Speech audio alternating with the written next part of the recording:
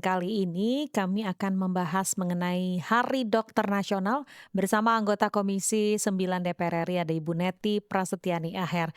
Selamat pagi Bu Neti. Selamat pagi, Assalamualaikum warahmatullahi wabarakatuh, Mbak Rizky dan Waalaikumsalam. pendengar RRI Pro 3 FM, Iya, semoga sehat selalu. amin. Kalau kita bicara sehat, ini juga berarti bicara yang suka ngurusin kesehatan yaitu dokter, Bu Neti. Ya, Sampai sejauh betul. ini, seberapa besar sih keberpihakan dari pemerintah yang Anda lihat untuk para dokter? Karena kita masih punya persoalan seperti kekurangan tenaga-tenaga kedokteran di berbagai wilayah, distribusinya tidak merata.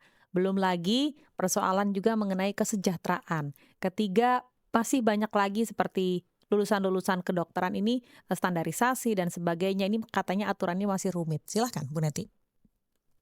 Ya, tentu saja hari ini kita terus mencermati dan mengawasi ya bagaimana pemerintah melalui Kementerian Kesehatan dan juga kementerian lembaga lainnya menjalankan amanat Undang-Undang Nomor 17 Tahun 2023 tentang kesehatan. Ya, jadi kan kita punya undang-undang yang baru ya, Mbak Risti, Undang-Undang Kesehatan yang kita bahas di Komisi 9 pada waktu itu.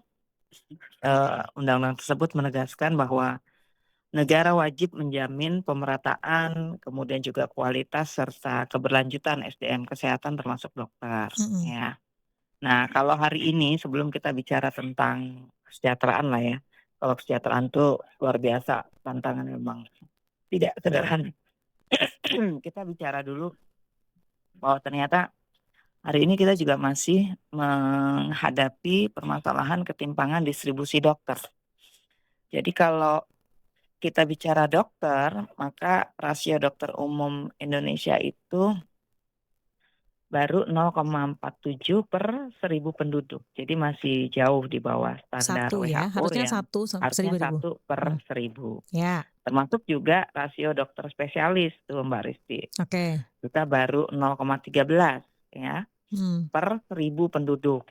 Dan ini terjadi ketimpangan yang tajam di wilayah timur ya, antara Jawa Bali dengan kawasan timur. Ya. Kalau Jawa Bali itu sudah 0,22, kalau kawasan timur itu masih 0,05 itu. Di Papua, NTT, Maluku begitu ya, daerah-daerah kepulauan. Jadi kalau kita lihat angka absolutnya, ternyata jumlah dokter umum di Indonesia itu baru 156.300-an dokter ya. Kalau Hmm. tepatnya mungkin 156.310 dokter. Nah, Dan ini dengan masih kurang target, ya kondisi oh iya, ya hitungan tadi ya, iya, satu kalau berbanding 1.000. targetnya 1 dokter per 1.000 penduduk, Mhm. berarti kita masih kekurangan 100. 124 Mmm. 124 ribuan ya, dokter Oke. umum ya, Ya. dokter umum. Ya. Nah, rata-rata Eee, setiap tahun itu ada 12.000 lulusan ya dari 117 fakultas kedokteran se-Indonesia. Jadi memang ya, kita harus memberikan perhatian serius begitu ya, karena lulusannya setiap tahun 12.000 dari 117 fakultas kedokteran se-Indonesia. Kalau spesialis, eee, jumlahnya 49.670 Mhm.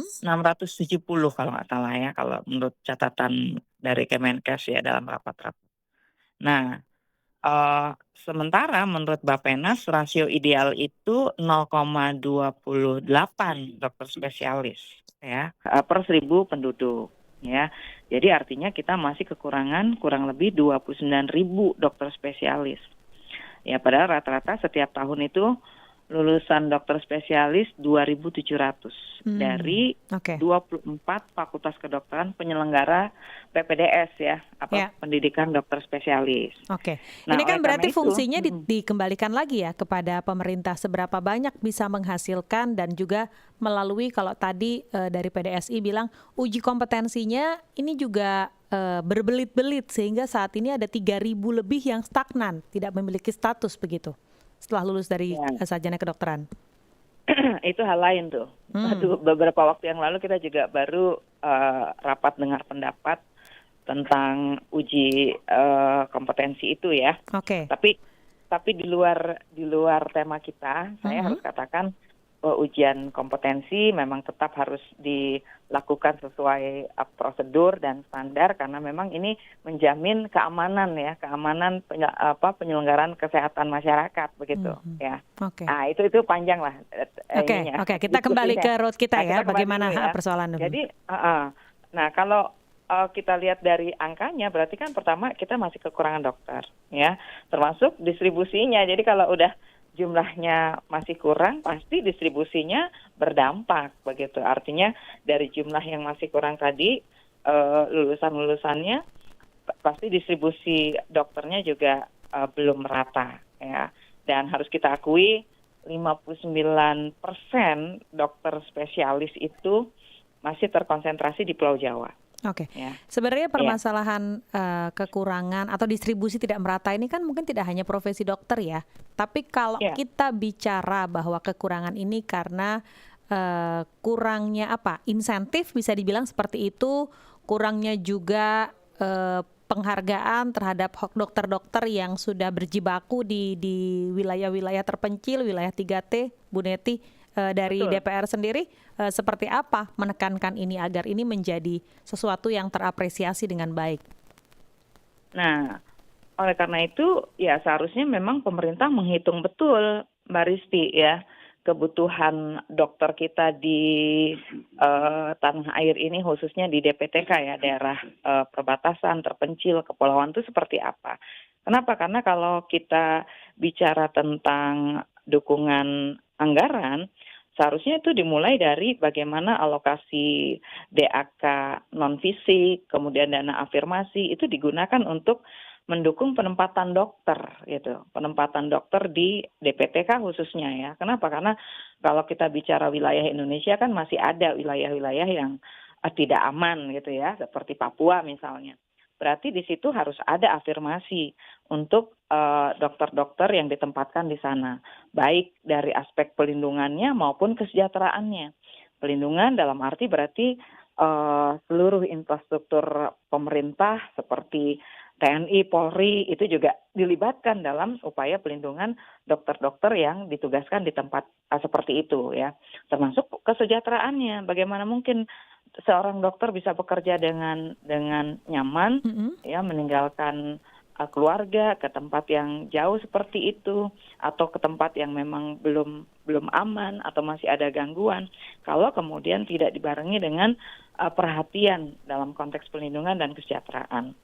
Nah, oleh karena itu, kalau Komisi 9 sih terus ya, dalam rapat-rapat kerja itu selalu mendorong peningkatan tapi kan alokasi ini butuh anggaran. Iya. Tapi ini kan butuh butuh suatu kebijakan atau ketegasan karena kondisi kita jumlah penduduk semakin bertambah. Sementara kalau tadi harusnya di setiap wilayah itu minimal ada 4 spesialis, obgyn, anak, kemudian juga bedah dan jantung kalau tidak salah ya. Nah, ini kan standarisasi yang harusnya kita miliki. Oke, mungkin sulit untuk meraih itu, tapi apa yang bisa dikejar oleh DPR supaya minimal kita bisa menambah kualitas kita? Ya kalau ini bolanya ada di pemerintah sekarang, Mbak. Kalau ditanya gimana cara mengejarnya, ya sekarang LPDP ya harus dioptimalkan untuk penyediaan untuk pendidikan dokter spesialis. Gitu. Nah, kemudian kalau sekarang Menkeu berani misalnya ya mengeluarkan sisa anggaran lebih misalnya atau dana cadangan untuk menggerakkan ekonomi, ya berarti kita juga dorong gitu pemerintah. Dalam hal ini Kemenkes untuk meminta Kemenkeu gitu bahwa anggaran ini bukan hanya untuk bidang-bidang yang lain, justru bidang yang sangat esensial ya, memberikan layanan kesehatan ini harus juga dipenuhi dalam konteks pemenuhan kesejahteraan dan pelindungan dokter-dokter khususnya di DPTK gitu, seperti itu. Kan hari ini kalau saya lihat nih gebrakan Menkeu kan cukup fenomenal ya, promising gitu. Oke. Mudah-mudahan ini yang bisa terwujud dalam waktu dekat ya. Bu Neti, maaf sekali waktu kita terbatas. Terima kasih banyak sudah bergabung pagi hari ini, insight-insightnya juga. Selamat pagi, salam sukses, salam sehat. Selamat pagi, salam sehat, Mbak Risti.